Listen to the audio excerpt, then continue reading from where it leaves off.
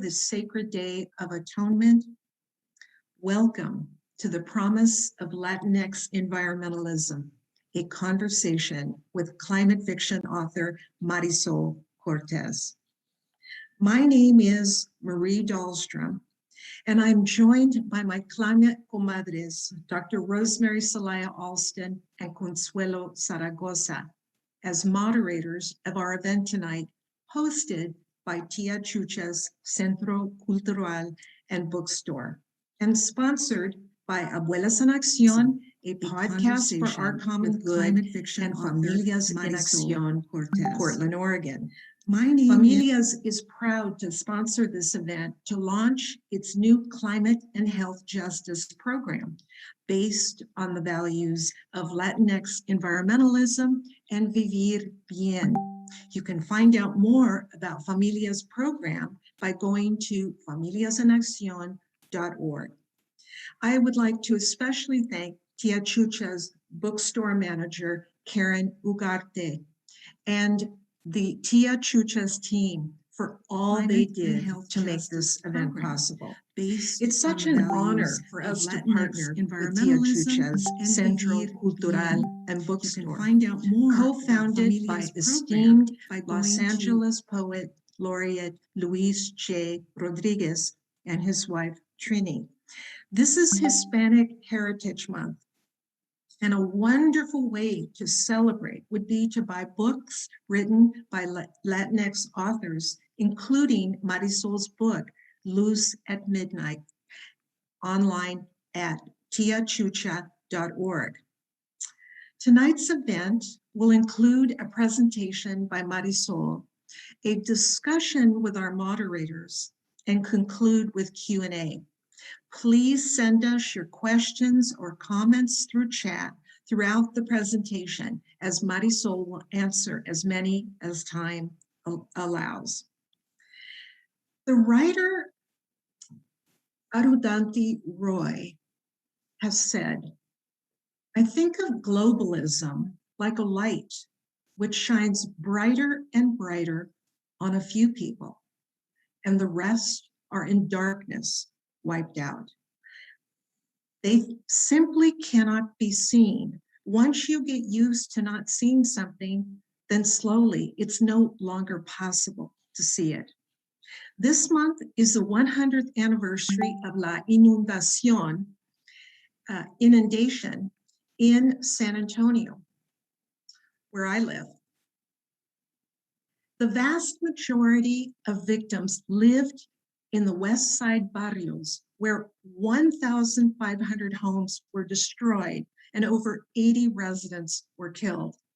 Decades of San Antonio flood control infrastructure building focused on the economic interests of the city's white elite and ignored the Latino West Side, leading to repeated years of suffering of its residents. 100 years later, Hurricane Ida has devastated Louisiana and other states, many living in flood zones. The poor and most vulnerable community members suffered most in 1921 and 100 years later in 2021. They remain the unseen who die in extreme heat and extreme cold, the unseen who die in housing located in floodplains with inadequate flood control infrastructure. This moment in time requires moral courage, as exemplified by the women who fought for Mexican independence. The most well-known is Josefa Ortiz de Dominguez, known as Doña Josefa. However, women throughout Mexico, rich and poor, risked and lost their lives in the struggle for independence from Spain. Marisol's book, Luz at Midnight, tells the stories of San Antonio community members with moral courage who insist that the light shines on all residents and not just the privileged few. Ernest Hemingway spoke to the unique nature of moral courage by reminding us that Few people are willing to brave the disapproval of their fellow, the censure of their colleagues, the wrath of their society. Moral courage is a rarer commodity than bravery in battle or great intelligence. Yet, it's the one essential vital quality of those who seek to change the world, which yields most painfully to change. As many of us have listened or witnessed the harsh rhetoric of much of the current public discontent on issues such as immigration, climate justice, educational policy, COVID-19, as well as the continuing rise of groups that have become more politically, economically, and racially polarized.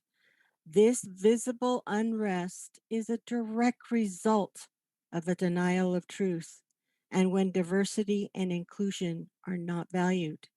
What continues to be even more tragic is our most vulnerable in our communities are discarded, faceless, voiceless, or referred to as the others.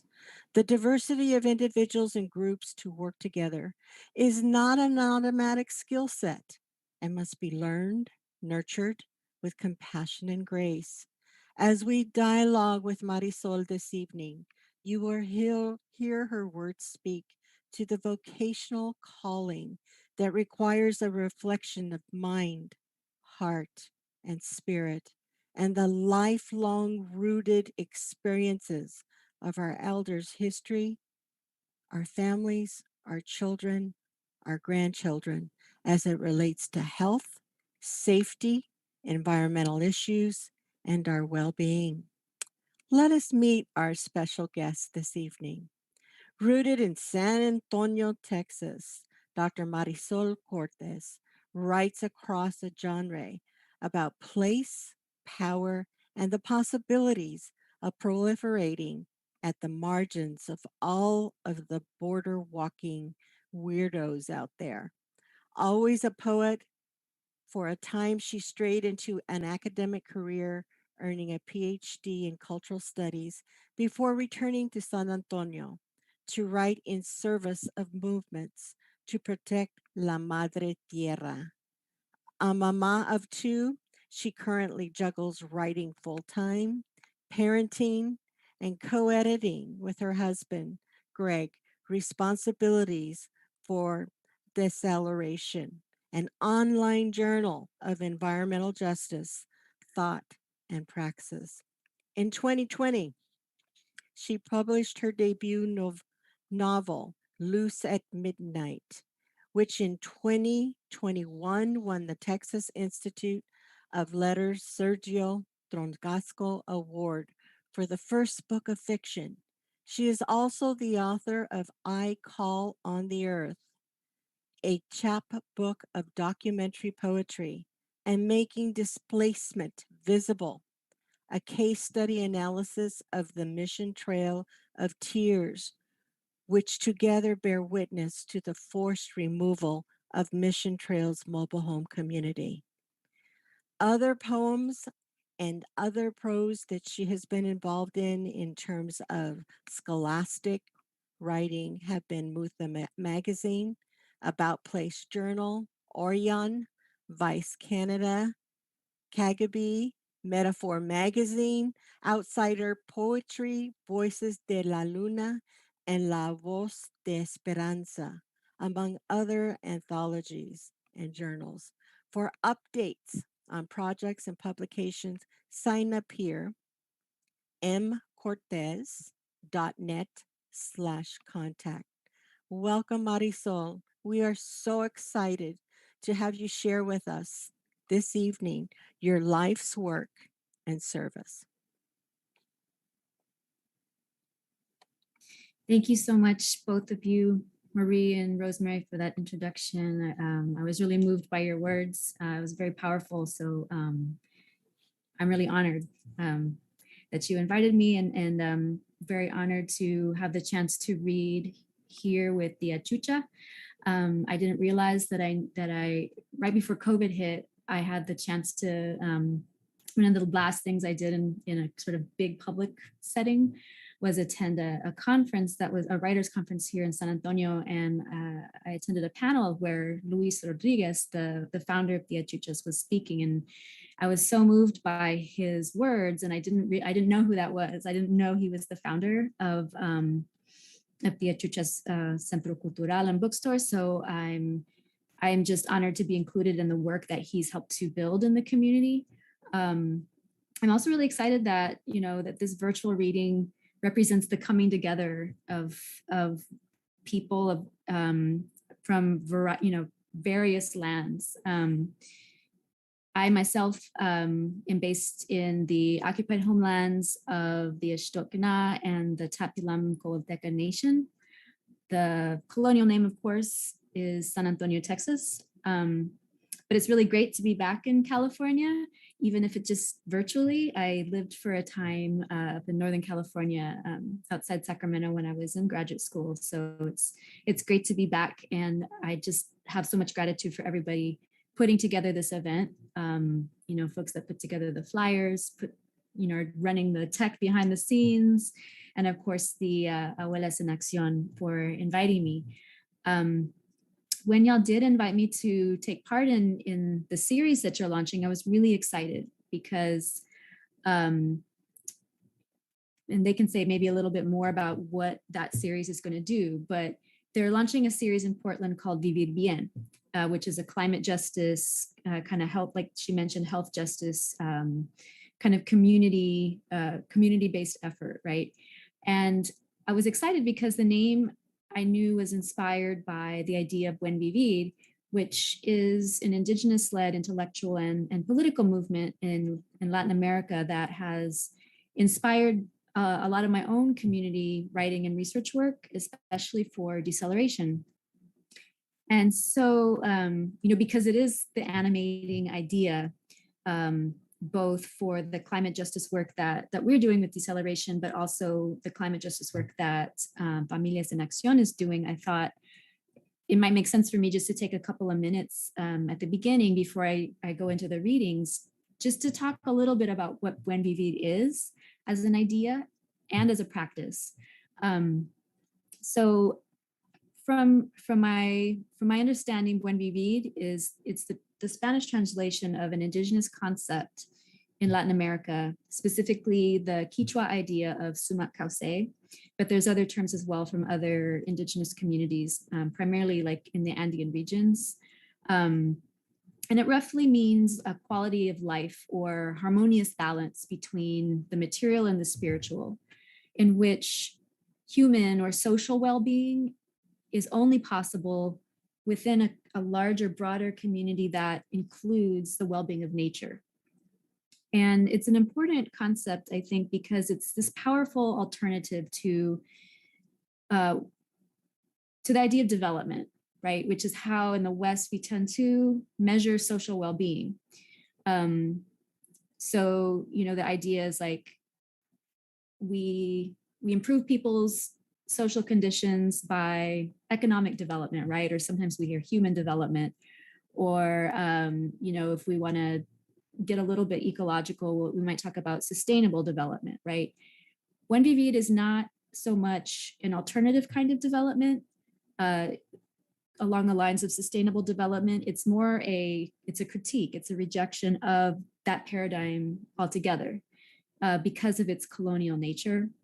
And in particular, it really tries to reject the way that development presumes that land is empty, that it's dead, that it's a resource to be taken from the original peoples that have a relationship to land, not as a commodity, in order to make that land, to develop that land and to make it profitable, right?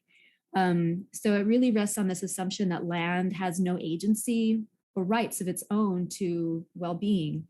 And so Buen Vivir is an idea that says, no, actually you can't separate the health and well-being of nature from the health and well-being of human communities, in particular the most vulnerable human communities. So I very much see the climate justice work that's being done here in our communities, which is to say climate work that is led by and done within BIPOC communities, as an extension of these kind of post-development movements like Buen Vivir in the global South. And another kind of important point to make too is just that there's not one Buen Vivir, but many. So there's this scholar from Ecuador named Eduardo Gudinas, and he says the reason that Buen Vivir is always plural is because the thing about it is that it emerges from specific home places, or what Yuchi Muskogee scholar Dan Wildcat calls nature culture nexuses. So Buen Vivir as a way of thinking about the work that we do, it's always coming out of particular contexts, right? Particular relationships between people and nature in a place. And so in that regard, it's already in practice here, right? On the part of those who are working to protect specific home places from colonial forms of development, insisting on their right to be healthy and free from exploitation because the land itself has a right to be free from exploitation and healthy. So Buen Vivir exists in all relationships of care for each other, care for the land, that our communities are already practicing, right?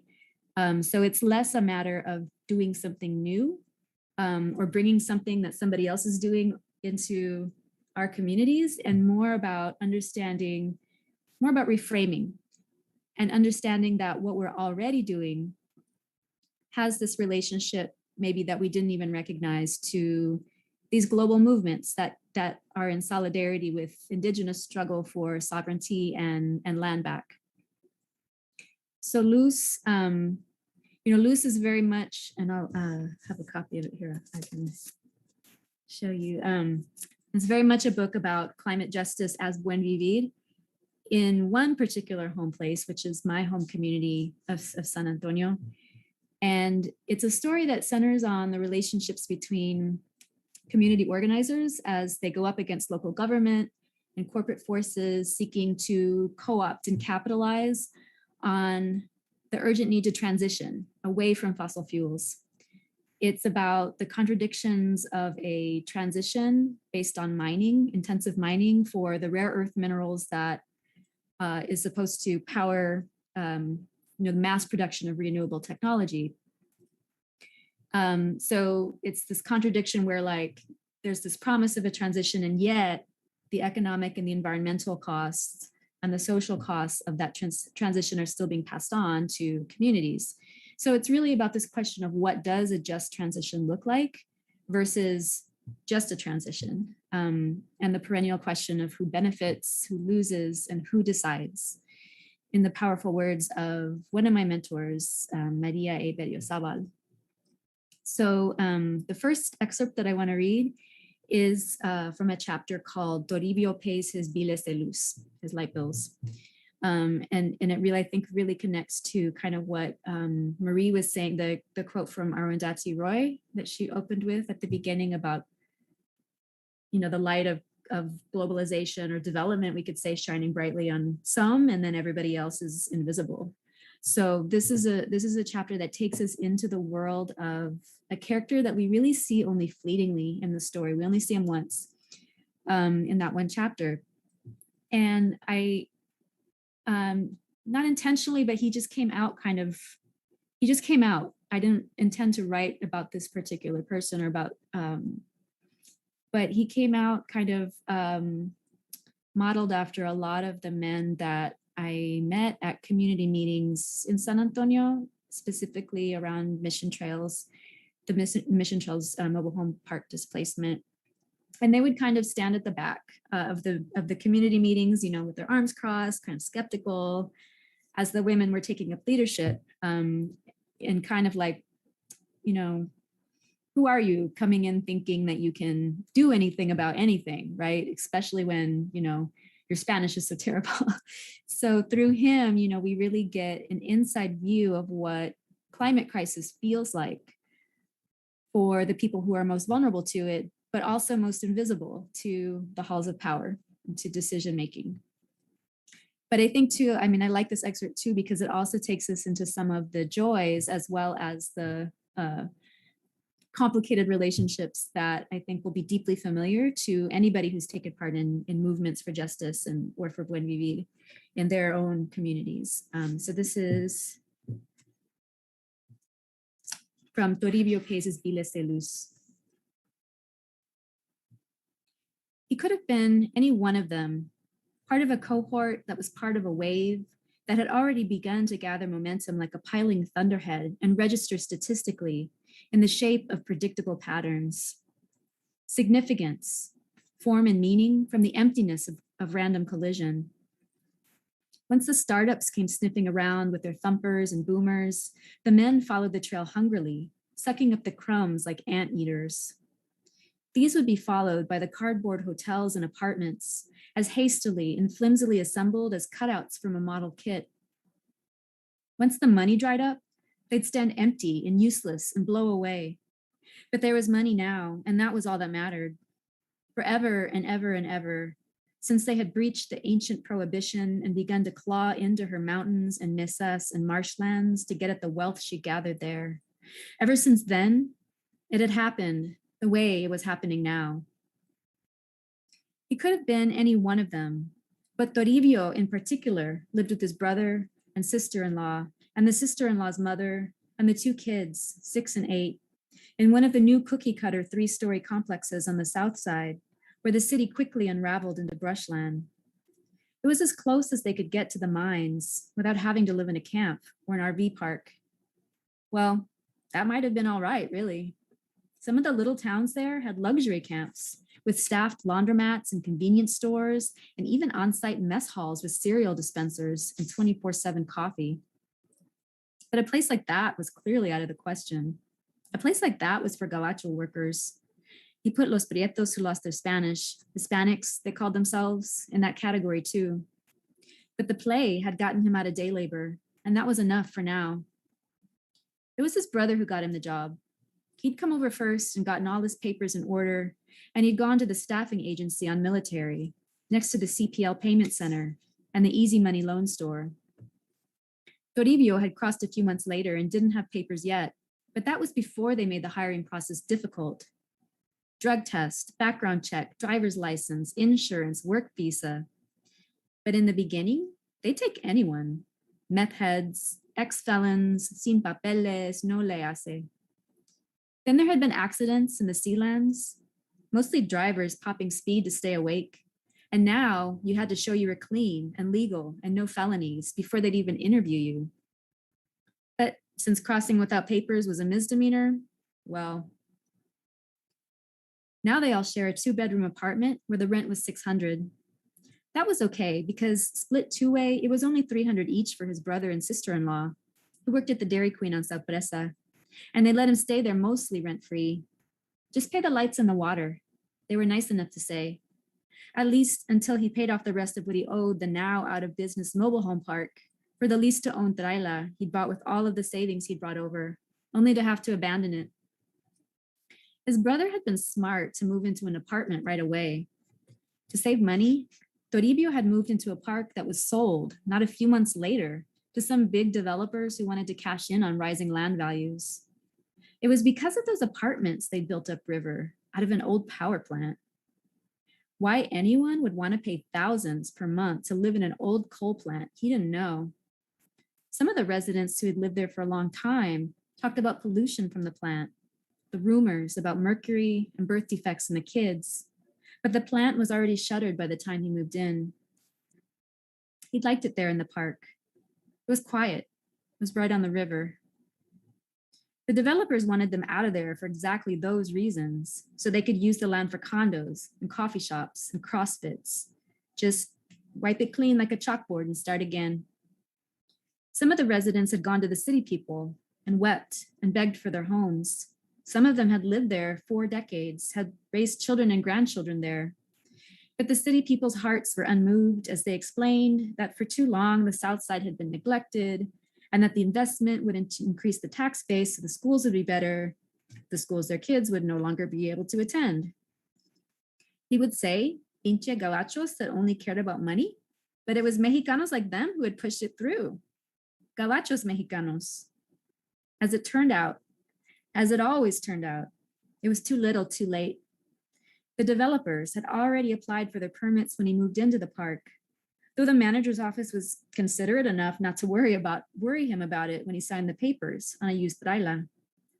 And 1 month later, they all got a flyer in English taped to their mailboxes saying the park was being sold and they would all have to leave.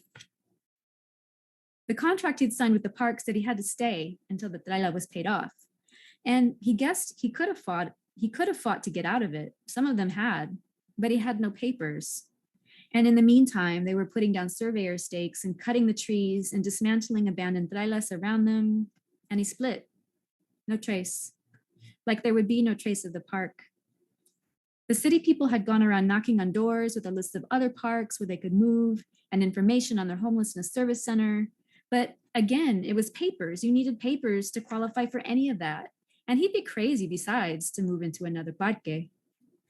Luckily, his brother had the apartment farther south, as far south as you could go without leaving town. It was near the refinery on the river, the one they were renovating for yet more luxury apartments. His brother's apartment building was also new. The beige polyester carpeting was clean, and the walls smelled like fresh paint. The kids stayed in one room, and Francisco and Vika in another, while the mother-in-law had the couch. Toribio slept in the tiny dining area off the kitchen on a bedroll, which he stashed in the corner of the room each morning. It was okay. Toribio and his brother rise before the sun each morning and don't get back until late. 1 week on, and 3 days off, and another week on. He's had to wait until his days off to get to the payment center on Military, to pay the light bill he's let go overdue. He'd gotten behind as he waited for his first paycheck, and then the second had been eaten by an overdue payment to the mobile home company. And by then, the utility people had started sending letters about how they would shut their lights off, even though the mother-in-law had asthma and needed the AC to breathe when it started getting hot, which already in April it was. He had tried calling the utility people to ask for more time, but the agents only told him he needed to pay. If they didn't, they would shut everything off and there would be a reconnection fee to turn it back on. It's better if he comes to the payment center where he can get on an installment plan, they say in Spanish, without a note of concern. When he exits the center, more promissory paperwork in hand, she's standing on the sidewalk bordering the parking lot, clipboard clasped to chest. She approaches him with clipboard extended as he heads for Vika's truck. He doesn't want to get involved. He raises one hand and waves, smiling, in a gesture of gentle refusal. No, gracias. But she says, ¿Prefiere español? Hesitant, but earnest. He slows. He lets her hand him the clipboard. Una petición, she says. Contra los rate hikes? ¿Sabes que City Power and Light, la compañía de luz de la ciudad, creo es como se dice, que CPL acaba de aumentar tus biles? He looks at the papers on the clipboard, reading, then raises his eyes to her expectant face. She's well-intentioned, he can see that, but she's nervous because her Spanish is so bad. Workable, an ear for accent, as though she had grown up around it, but not native and not fluent. She didn't look Mexicana, but he could tell she wasn't pura gabacha either. There was something else. Light brown eyes and medium brown hair, plain straight hair blunt cut to her chin, but set against deep golden skin. A yellow girl, brownness averaged across all features. He could tell because she looked like his nephews. Vika had grown up here, and the father of her kids was gabacho, a shit kicker from her country high school with the big belt buckle and boots and truck and everything. In one of the boys, brownness gathered in hair and eyes, leaving the skin milky. The other had Indian features, but clear green eyes and reddish hair. At their South Texas school, there were kids with names like Juan Garfield and Billy Bob Cuauhtemoc Rosenbaum. Kids whose hands and arms bronzed brown in the summer, whose legs and feet remained winter white where they went covered, pale as the belly of a fish. But what did a Mexican look like anyway? To be Mexican was by definition to be mixed. What was a little more? She's still waiting for his answer. But then she thinks of something. ¿Estás registrada para votar? Tiene que estar registrado para firmar. Pues no, señora, no tengo papeles, he almost says, but that would be ill-advised. ¿Quién sabe what that petición was about anyway? So he shrugs it off, smiling, turning to go. But as he's walking back to the truck, she shouts out to him in her Gawacha Spanish. When he turns back, she's waving one hand in the air and with her other, using the clipboard to shield her eyes from the sun, already intense at 11 a.m. Alto al rate hikes, she calls. He laughs and waves back. Alto a los rate hikes. But it really wasn't funny. It's up to Las Viejas, where Lali and Chela and Naima will be collecting signatures each Thursday afternoon. Sometimes they send them to libraries or the tax assessment office. Sometimes senior centers to make presentations. Sometimes they contemplate one of the large maps that paper the walls and hand them a smaller neighborhood map and corresponding list of addresses. Here, you take this side of the street and you take that side. The weather is still cool enough for door knocking, at least in the morning. On their clipboard is the rap they've developed with Las Viejas, English on one side and Spanish the other. Hello, my name is, I'm with Vamos. We're here with a petition about the rate hikes. Did you know the city voted to raise light bills 15% this summer? Did it behind our backs, like with the mining company. We want a recall. That's why this petition. We need signatures, 150,000 registered voters by July. Are you registered to vote? If yes, great. If no, that's okay. We can register you. So will you sign? The maps cover the faux wood paneling in Vamos's little borrowed office, down the hall from the parish kitchen smelling of 1,000 spaghetti fundraisers. There are maps of the city, its radial highways and freeway loops casting a spider web over the land like a spell, holding it in thrall. Maps that paint by number the city's council districts, precinct maps that illuminated who voted in the previous election and how, watershed maps tracing the lacework of creeks as they feed into the river. Lali traces her finger over Mud Creek, where they want the mining site north of the outermost loop. But that map is not from this campaign, says one of the viejas when she catches Lali studying it, trying to make it fit, trying to sift a single shape from the infinity of sand. That one is from another fight back in the day, explains Doña Alicia, a water project they had wanted on the far south side that would have doubled their water bills. 2 times they had slain it, and 2 times it rose from the dead, but in the end, they had won for once. There is a census map that magnifies the west, the south, the east sides of the city, where Las Viejas color in those neighborhoods where signatures have already been collected. And every Thursday, when Lali and Chela meet Naima at the Vamos office to pick up petitions, Mira!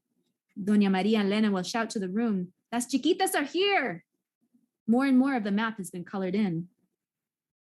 Lali and Chela are not supposed to be there. They are supposed to be out flyering for the May Day Marcha. At the planning meetings, Lali has tried to voice the urgency of the petition drive and the need to hold a second People's Power Summit to finish conversations left hanging at the first. But Victor and Marcos are indifferent, then resistant. After May Day, they say, we got some funding for the organizing, so the marcha's the priority. Well, could all the energy stuff be rolled into May Day? Lali had inquired. Could we have a table, say, where we're collecting signatures? Victor had shaken his head, face closed and emotionless.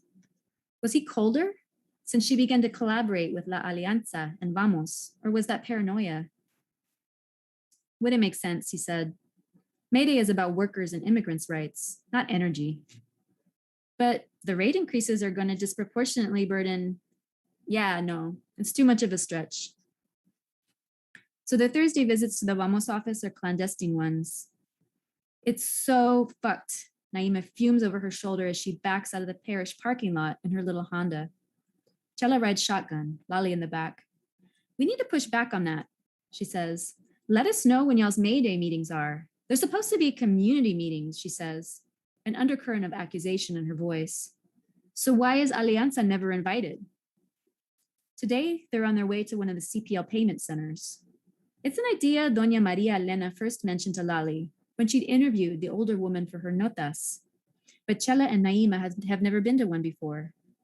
What if they try to run us off? Chela wants to know. Right, so Maria Elena had another idea. Remember that free thermometer thing CPL keeps going on and on about? Chela wrinkles her brow.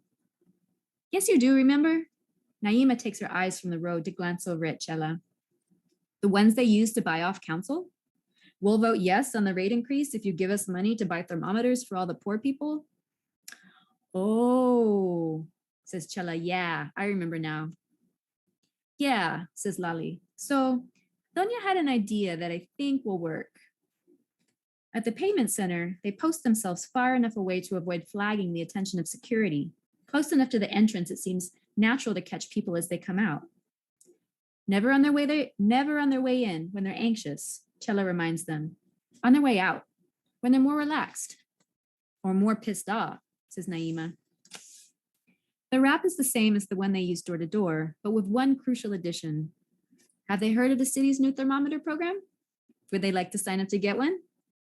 When they get pulled by their ears into an empty conference room for interrogation, they've rehearsed their responses. We're trying to sign people up for free thermometers, says Lali. It's such an innovative program and people don't even know about it, Chela adds. Yeah, says Naima. If people don't enroll in the city's affordability programs, all that funding goes to waste. But security runs them off anyway. If customers want to apply for those programs, they can find brochures at the help desk counter. No soliciting, no filming, no political activity. Scat. It only makes them stronger. It only brings them closer together. They burst from the payment center laughing, Chela running through the parking lot and leaping over bumpers like a hurdler. Whatever. I'll just go to a different center.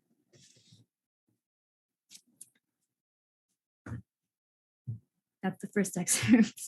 So that's a little bit just from the political part of the story. But Luz is centrally a love story. And most obviously, it's the love story between the main characters, Joel and Lali, who cross paths in trying to uncover the scandals that are surrounding this new controversial form of mining. And all with the help of Luz, who is this cosmic dog born in a lightning storm in Brackenridge Park in San Antonio. But it's also a love story for the land. So on the one hand, it's this book about the nature of desire, desire as romantic love, but also as a longing for an original relationship to place. So the next excerpt that I wanted to read is from a chapter called Joel and Lali Pack Up. And it presents what I think is kind of one of the central ideas of the book, which is that there's something about original relationships to land that survive despite the traumas of colonization and neocolonial development. And also the idea that if we can recognize the survival of that relationship, which is to say the unconquerability of the land, it becomes a source of strength and power, meaning power from below, power as agency, power as the ganas to keep going, to keep working, to protect land and one another in the face of immense crisis and devastation. So in the end, I think the book is really trying to suggest that the point of desire is not really to get what we long for, but to remind us that we do have agency. We do have this small measure of freedom, of power to create a different world from the one that powerful others have planned for us. So this is an excerpt from a chapter that comes almost at the very end of the book called Joel and Lali Pack Up. When Lali drives away, she's supposed to head for her parents' house, but instead she drives back to her street where their empty apartment now waits for its next tenant. Passing the apartment, she parks one last time past the tracks near the neck of the river. She walks to the bike path, where only weeks before she had stood with her hand cradled against the side of Joel's face. Tears stream from her eyes, but she hardly notices. She walks, visions of her father's river stories from his childhood rising before her, fever bright. He used to fish in this river with his brothers. Did he swim? No, it had been too wild. They were scared of snakes and sharp branches. But there was a raft one of the old men who fished there had tied to a tree, and sometimes the kids would take it downstream and bring it back when they were done. They must have. He can't remember. The question had seemed to confuse him. Yaganawina notices her approach, and she watches with her eyes closed, breathing deeply. She remembers the pain of the original people, their emissaries burned and ground into dust by the city people sent to greet them, who took their gifts before throwing the ash of charred bone and hair into her waters. Then she ran swift and wide. They could use her in that way, for flushing the filth they emanated. She had felt pain then, pain for her people, but it was one of the only times. Otherwise, she was just too big, too long, too wide for their suffering and their struggles to make much of a dent, even now in her constricted state. Lali's grief propagates like infrared, but it is only that. It disperses. It comes and it goes. Its waves leave no trace. But she is there, Yaganawina. Lali sits on the banks, knees folded into her arms, a million questions tripping over each other and tumbling down the basement stairs of her brain, down into darkness. Like, will we know each other in 10 years? And do we know each other now? And why desire if it can't hit its mark or create something lasting? And what is it to last? What is it that lasts? And what did the universe want? What was its desire? That was the question at the very bottom. And the answer came back so strong and sharp, it felt like waking suddenly in the night. It wants only for us to decide what it wants. It means only what we decide it means. That was the terrible burden and freedom both. The freedom to say, to propose, in the dual meaning of that word, to advance an argument or proffer an idea within an ongoing exchange, to stake a claim without resolution save a desire to continue conversation. But to propose was also to kneel, to apply, head bent, in surrender to the other's absolute freedom, to go or to stay, to say yes or no, to speak or not speak. We must have met in order to talk, to consider the question together. But it was a terrible question, like the pleas on the radio, sweetly sung, but terrible all the same. Oye, mi amor, no me digas que no. Listen, my love, don't tell me no. Please, please say yes. The pop song knew her question was a terrible one, not bad, but grave, serious. It was a question that made and broke lives, a question that could not be ignored, so heavy she could not ask it yet, but also so dire she could not avoid asking it eventually.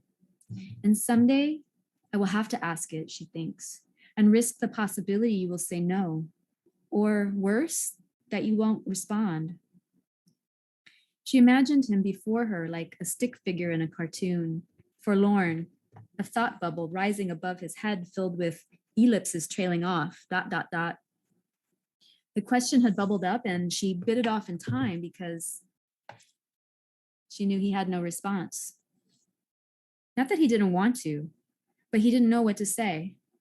He was standing perfectly straight and still, waiting to receive some word or sign that would tell him what was right, and he couldn't move until he heard it. She had found him like that, all alone, standing still, and she had left him like that, still listening intently for something else. But the signal he wanted wouldn't come. She could see that. He would have to decide for himself. But he couldn't. But it didn't matter. She could see it wasn't his fault. He was like a dog that chose your lap for its head when you were lonely, on a day when you needed it most. Or more truthfully, like a bird that lit on your arm for a moment, a gift you couldn't keep. A dog at least was internally consistent, predictable, but you couldn't be angry at a bird for flying. I am comforted thinking it will be right to ask only when I feel the answer must be yes, she thinks. I am comforted thinking that one day it will be yes. Lali doesn't know why, but she lowers herself from the banks into the water. Its embrace is waist deep, warm, and she moonwalks along the bottom with eyes closed, letting the slow current take her. Underneath the bike bridge where she sat with Joel, past the empty lot, where half-finished dome-shaped art studios sit like huts, left to rust after the developers discovered how contaminated the soil was by whatever had been there before. Earlier dreams of a renaissance abandoned.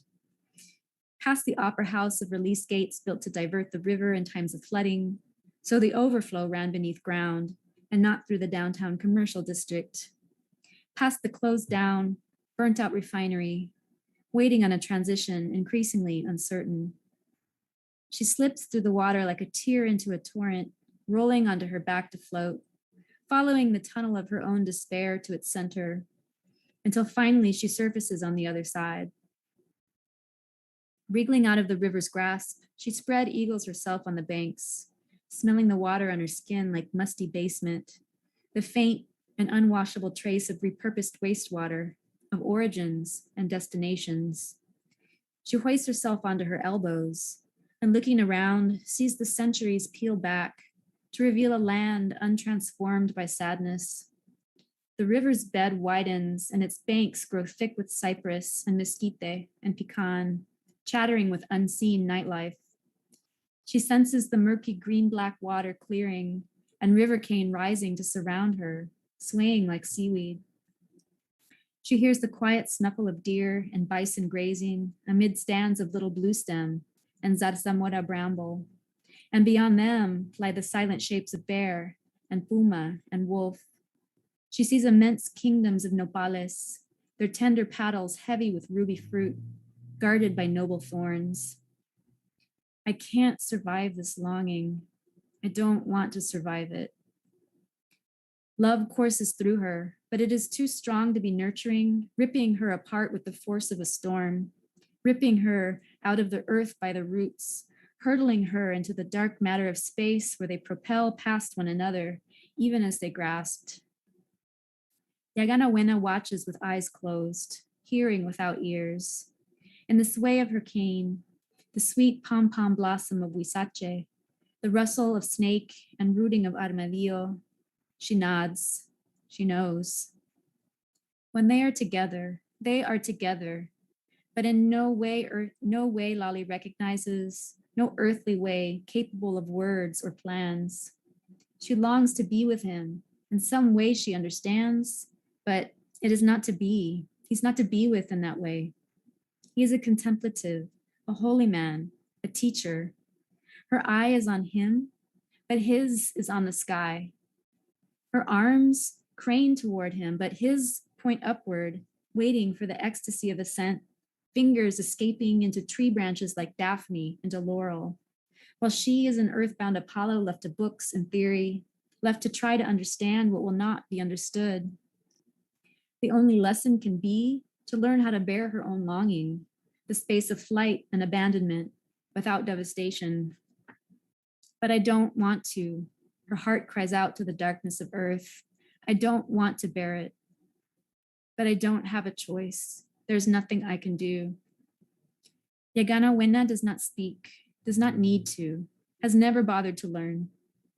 But the rising image of her presence, teeming with the movement of her indifferent inhabitants, is a kind of mute sympathy. She is there. I know. I'm sorry. I love you.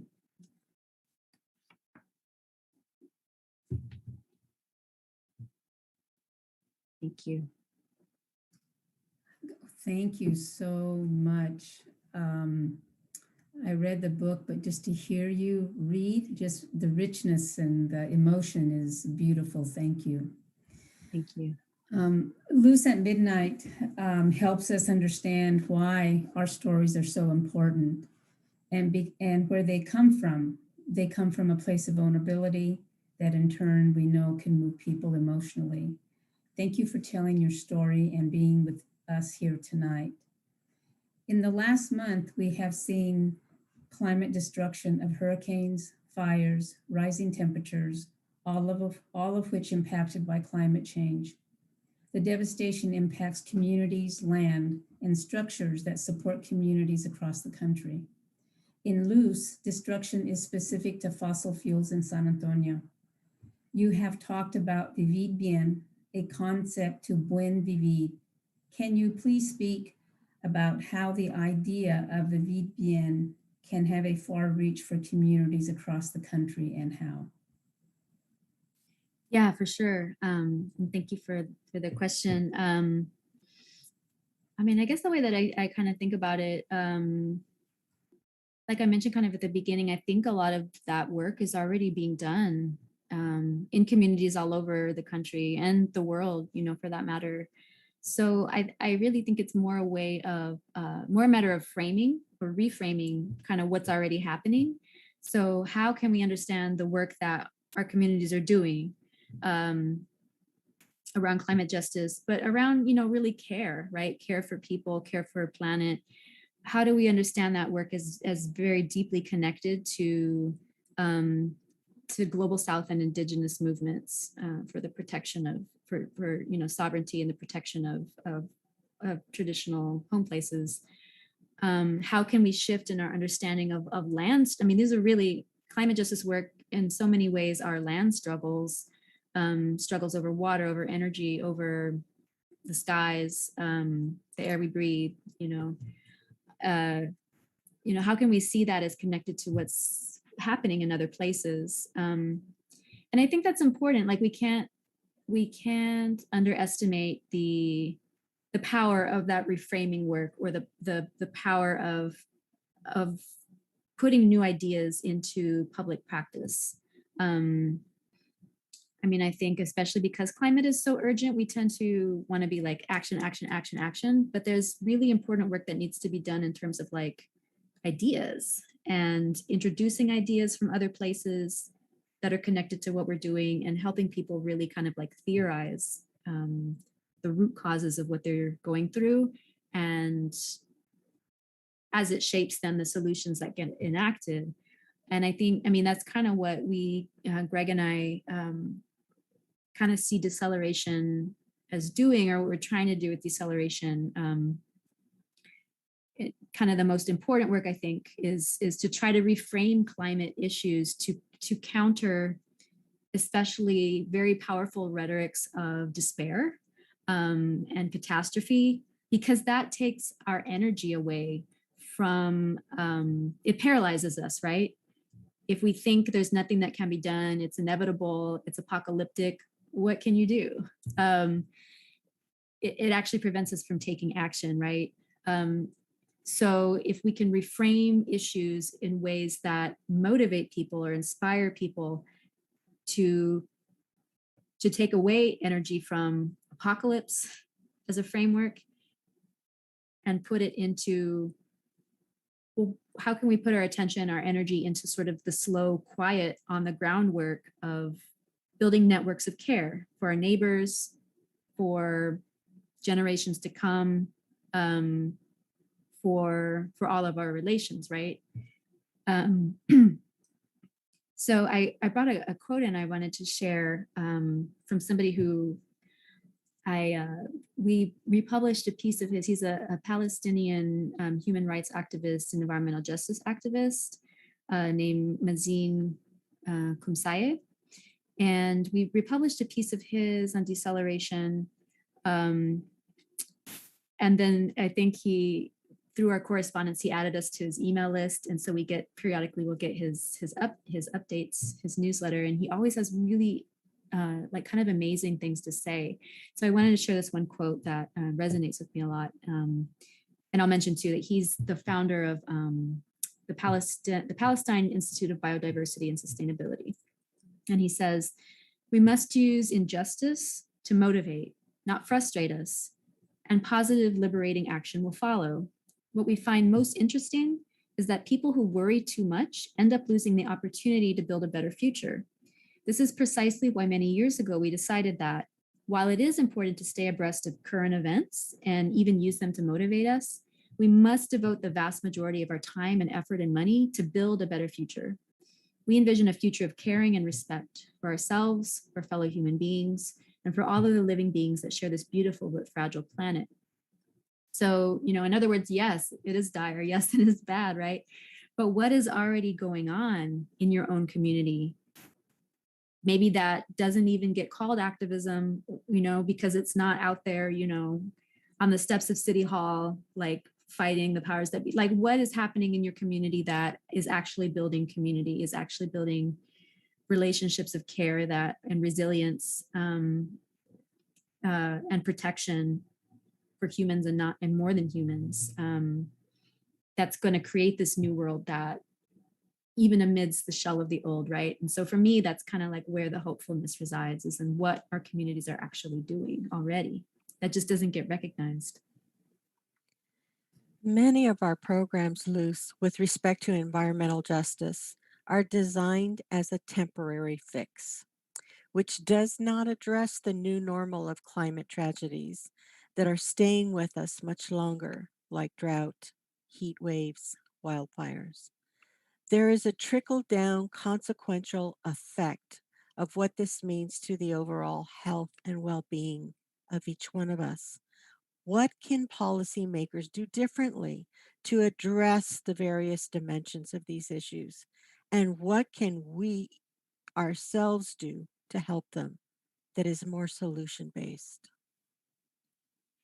Yeah, it's a really important question. For me, it always comes back to listen to the people who are most impacted by something and make that the basis for your policy. Too often, like city decision makers or not just local, but at any level of government, where like the policy is created and then they take it to the community and they have a stakeholder process. And maybe there's one or two people there that represent impacted communities and they kind of say what they think. And then it kind of doesn't matter, right? Like it's already been decided. So, I mean, I think what we can do is just keep pushing policymakers to seek out the most impacted communities from the beginning before the policy is created. Mm-hmm. They should be, they are the experts. That is who you want. That you need that knowledge in order to come up with solutions. Have the people that are impacted by something have a central role in developing the policy solutions that come out of that. I think a big part of the book, of the story in Luz is about that reality in our communities, that the real decision making happens behind closed doors, right? It's either outside of the public process or it's before the public part of the process. Like we all know that, right? Like by the time there's a public process, it's already been decided, right? And that really makes people feel like there's no point participating, right? And raises a question of like, what can you really do in that kind of a situation? So, the book also, for that reason, is a big part of it is this critique of like what we might call post-colonial or neo-colonial politics in San Antonio, meaning, well, like the elected people now, that they look like our community, they look like the demographics of the city now in a way that they didn't a couple generations ago or a generation ago. But the real power players it's still that colonial structure, it's still that white power structure. And that's who the elected people are responding to. That's who's donating, that's who they're beholden to. Or even if they're not donating, they walk into the room and they get whatever they want. So how do you challenge that?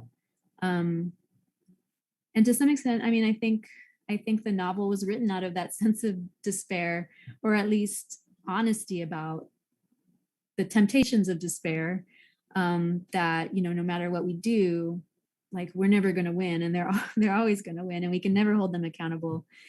But I think that it also is a working through of like that frustration. And it also is very much about like the genuine work, the genuine possibility that I have seen for effective organizing led by the most impacted communities, and the power of organizing when it is led by those communities, you know, despite the internal dysfunction of both local government and like the nonprofit organizations that that may not necessarily represent the most impacted communities, right? So that, I mean, in the story, like that's the power of the women of Vamos, the viejas of Vamos, right?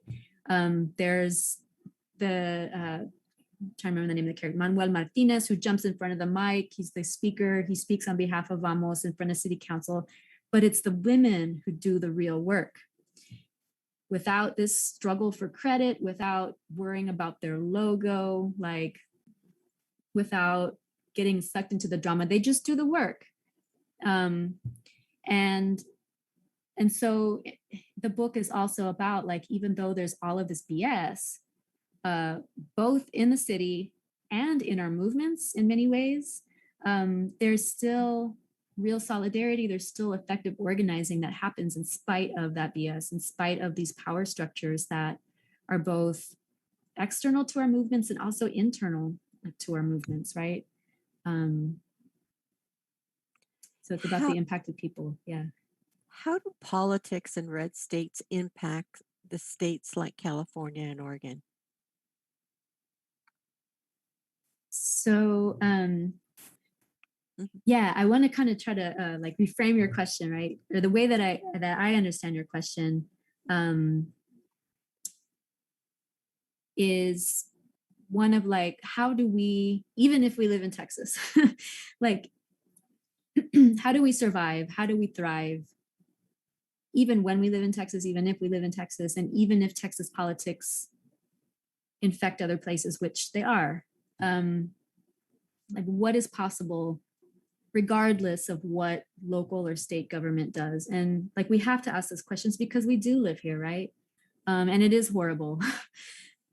And so for that reason, like, that's why I draw so much inspiration, I think, from Buen Vivir, or Right to the City, or the Rights of Nature, from abolitionist frameworks, because I know that in Texas, but in general, like, we're never going to get full justice from the state.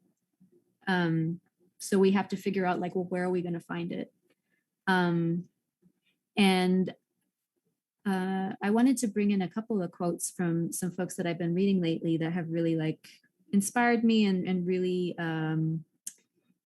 like kind of blew my mind with their analysis along those lines. And the idea is basically like, you know, for a lot of communities that have experienced centuries of colonization, climate change isn't necessarily like the first existential threat. It's already been the end of the world, the end of many worlds. So I wanted to just read a quote from a Black Southern climate justice writer named Mary Anais Heglar. And she says, "I'll grant that we've never seen an existential threat to all of humankind before. It's true that the planet itself has never become hostile to our collective existence, but history is littered with targeted, but no less deadly, existential threats for specific populations. For 400 years and counting, the United States itself has been an existential threat to Black people." So I think when we understand that, I think we understand that our liberation lies in the direction of listening to the stories of those who have survived already the end of those multiple worlds, right? And I brought another quote from an Indigenous scholar, a First Nation scholar up in Canada named Zoe S. Todd. And this is from she posts these on Twitter. She'll do these long threads that are kind of like mini essays. And they're just like so powerful. And so they've like really deeply shaped the way that I thought about these things. She says, "I need white/colonial climate scientists and activists to reflect on how so many societies have been forced to live through the ends of many worlds and enacted survivance in the face of many genocides and ecocides, and that the apocalypse is not a given. You can repair this. I need white colonial climate scientists to move past despair and listen to those who have centuries and millennia of knowledge, stories, legal orders, and praxis about repair. So I'll kind of just leave it there, but yeah, I mean, those are the questions, and those are the thinkers that excite me, living as I do in the state that that we do, right? Marisol, can you talk about what art, the role art has, the role that writing, you as an artist, you as a writer, an artist, poet, can you talk about that a little bit and its importance in our being able to reframe? You talked about that in talking about degrowth, and when BB it is that we have to be able to reframe and see what the world could be for us rather than what has been given to us by colonialism and imperialism. Mm-hmm. Talk to us about art. Yeah. I think the thing that art can do that other modes of action can't, or maybe, I don't know, maybe they can, but what it does, its unique role seems for me is that it's a way to ask questions without having to resolve them. Like all of my creative writing comes out of not understanding something, and it's unlike organizing or activism, politics, where you start from a basis of like knowing something or having a conviction or having a belief, and then you go from there in acting on that belief. Or unlike other kinds of writing that I've done, like academic writing, where you raise a question, but then the whole purpose is to sort of like answer that question and argue for your point of view, to convince somebody else. Like art is different. Like it starts from a place of not knowing, and it doesn't have to resolve that. Like it doesn't. I think that's yeah, like I don't know that Luz comes to any easy conclusions about what we should do. I mean, in fact, it's about how maybe that question of what should we do is misplaced or is not the right question. Like maybe we have to let go of, like Lali, the character, is somebody like her flaw is that she thinks if we just understand something, if we have the right analysis, we'll know what to do.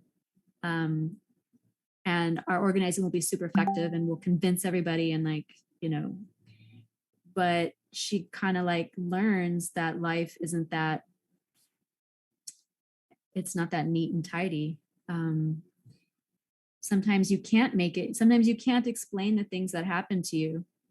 And I think art comes out of that like impulse to try to explain something that feels like it can't be explained, but in like this really different way from academic work, scholarship, or activism. It doesn't have to have all the answers, and it's better, it works better as art. Like if it doesn't, right, if it just raises questions in order to move us, to make us think about something and lead us to come up with our own ideas. So it's a safer way. Safer. Tell me more about that.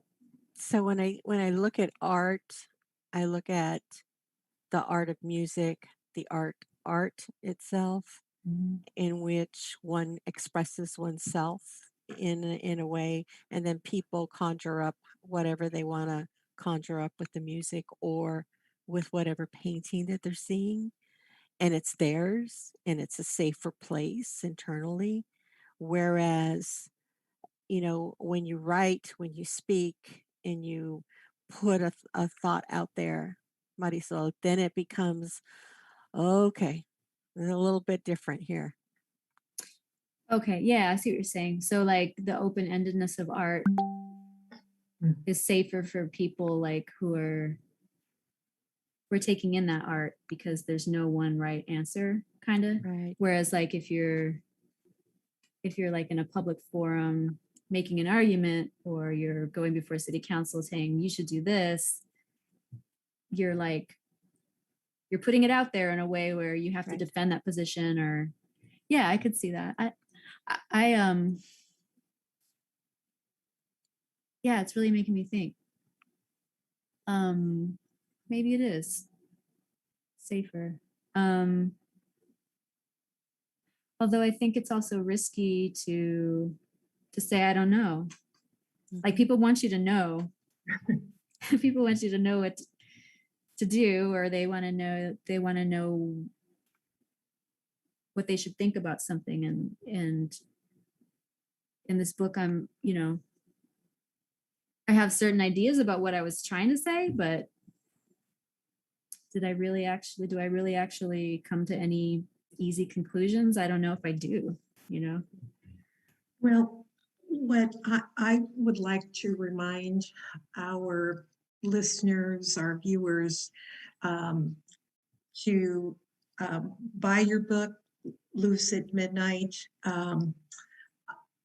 What I think is so beautiful about books like yours, Marisol, and I've been told this by my young colleagues who say how wonderful it is to see their stories in a book, the stories of their life, and it is really meaningful. And the difference between mainstream or white environmentalists and environmental justice or climate justice for communities of color in particular who have had to endure so much, and many remain unseen. So thank you, Marisol. Thank you for this book. Thank you for being with us tonight. It's been an honor to work with you. This has been an amazing process to plan this event, and you've been wonderful. Thank you, Marisol, so much. And I wanted to thank everyone who joined us live tonight here on Facebook. Thank you to Tia Chuchas, Centro Cultural and Bookstore, and Familias en Acción.